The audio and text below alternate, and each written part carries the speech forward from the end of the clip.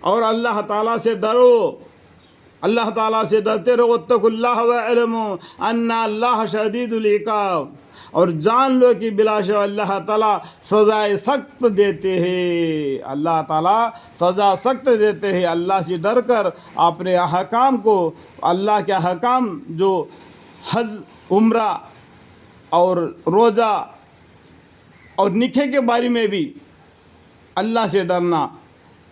زمانہ حج چند مہینے ہے جو معلوم ہے، یہاں پر فائدے لکھے ہوئے، وہ پڑھنے سے آپ کو معلوم پڑ جائے گا، ٹھیک ہے۔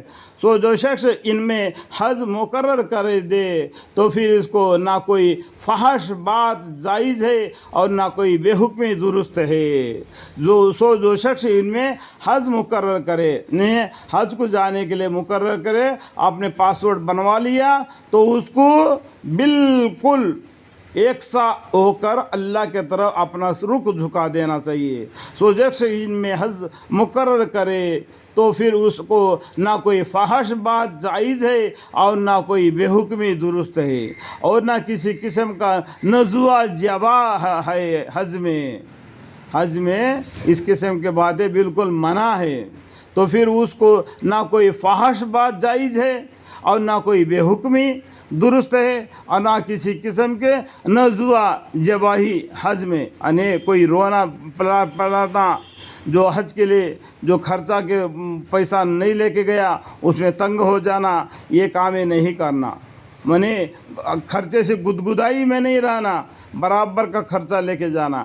وہاں پر جو نیک کام کرو گے خدا تعالیٰ کو اس کا اطلاع ہوتی ہے، یعنی اللہ تعالیٰ کو سب معلوم ہے، تمہارا چلنا پھرنا رہنا سہنا تک کا خبر رکھتا ہے اللہ تعالیٰ۔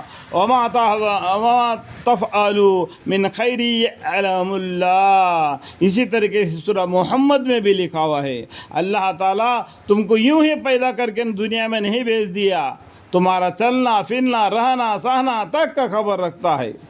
جو نیک کام کرو گے خدا تعالیٰ کو اس کا اطلاع ہوتی ہے۔ اور جب حج کو جانے لگو خرچہ ضرور لے لیا کرو، دیکھو خرچہ ضرور لے لیا کرو۔ حج میں جا کے وہاں پر مصیبت تنگی نہیں اٹھانا چاہیے، اور حج کر کے آنے کے بعد میں پھر دوبارہ مصیبت تنگی نہیں ہونا چاہیے آپ کو اور اپنے بچوں کو۔ اس بات کا خیال کر کے حج کو ادا کرنا چاہیے۔ حج کے بارے میں واجبات کیا کیا ہے آپ کو فضائل اعمال پڑھنے سے اور بھی دیگر کتابیں پڑھنے سے معلوم پڑ جائے گا۔ اور جب حج کو جانے لگو تو خرچہ ضرور لے لیا کرو، کیونکہ سب سے بڑی بات خرچے میں ہے، گدگدائی سے بچا رہنا چاہیے، بچا رہنا ہے۔ اور اے ذی عقل لوگو، بولتے اللہ تعالیٰ اے جی عقل لوگو مجھ سے ڈرو، یعنی مجھ سے کا مطلب کیا ہے؟ اللہ سے۔ دیکھو میں انگلی لگا کے بتا رہا ہوں، مجھ سے لکھا ہوا ہے یہاں پر، مجھ سے کا مطلب کیا ہے؟ اللہ سے ڈرتے رہو۔ اے جی عقل لوگو اللہ سے ڈرتے رہو، تم کو اس میں ذرا بھی گناہ نہیں کہ حج میں معاشی کی تلاش کرو، یعنی حج کے درمیان میں اپنا روزی روٹی کی تلاش کرو، اس میں تم پر کوئی گناہ نہیں، جو تمہارے پروردگار کی طرف سے ہے، تمہارے پروردگار کی طرف سے ہے۔ لیکن اس کا بارے میں ہے نا، بخاری شریف میں اگر آپ پڑھو گے تو بہت ہی اچھی طریقے سے وہاں پر لکھا ہوا ہے۔ پھر جب تم لوگ عرفات سے واپس آنے لگو، یعنی عرفات کے میدان میں حج ہوتا ہے، حج ایک ہی دن ہوتا ہے عرفات کے میدان میں۔ اس کے بعد میں جب وہ عرفات سے مکہ پہنچ جاتے ہو یا مدینہ پہنچ جاتے ہو، وہ حج والوں کو معلوم ہے، پھر بھی فضائل حج پڑھنے سے معلوم پڑ جائے گا۔ عرفات کے میدان میں جب حج پورا ہونے کے بعد میں کیا قدر آ جاتے ہیں، جو کہ آگے پڑھیں گے اور معلوم پڑ جائے گا۔ پھر جب تم لوگ عرفات سے واپس آنے لگو تو مشعرہ حرم کے پاس، یعنی مزدلفہ کے پاس جا رہا، شب کو قیام کرو، یعنی عرفات کے میدان کے بعد میں مزدلفہ میں جانا، مزدلفہ میں رات کو قیام کرنا، ٹہرنا، خدا تعالیٰ کو یاد کرو وہاں پر، اور اس طرح یاد کرو جس طرح تم کو بتلا رکھا ہے، جس طرح حج کو جاتے وقت یہاں پر تم کو ٹریننگ دیا جاتا ہے، اس طریقے سے تم وہ شب میں اب مزدلفہ میں اللہ کو یاد کرو. کیسا یاد کرنا ہے؟ آپ کو جس طریقے سے سکھا دیا ہے.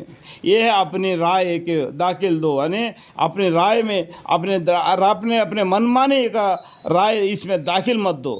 حقیقت میں قبل اس کے تم محض ناوقاف ہی تھے. اس سے پہلے حج کے بارے میں آپ کو بالکل معلوم ہی نہیں تھا. اللہ تعالیٰ نے حضرت ابراہیم علیہ السلام کو کھانا خوابہ بنا کے حج کرنے کا بارے میں بتلا دیے. اس سے آپ کو معلوم ہو گیا کہ حج مبارک کیسا کرنا ہے. اور زکوٰۃ بھی بول دیا کہ کس طریقے سے ادا کرنا ہے. اور نماز کے بارے میں بولا ہے کس طریقے سے نماز ادا کرنا ہے.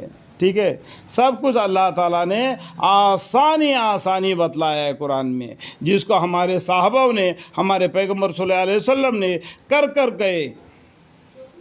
ان کو کوئی مصیبت پڑی کیا دین اسلام کو اور ارکان کو ادا کرنے میں؟ یہ آسان طریقہ ہے اسلام.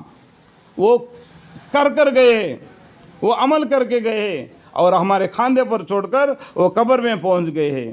ہم بھی اس دین اسلام کو عمل کر کے اپنے پیچھے آنے والے نسل کو اس دین اسلام کے بارے میں بتلانا ہے.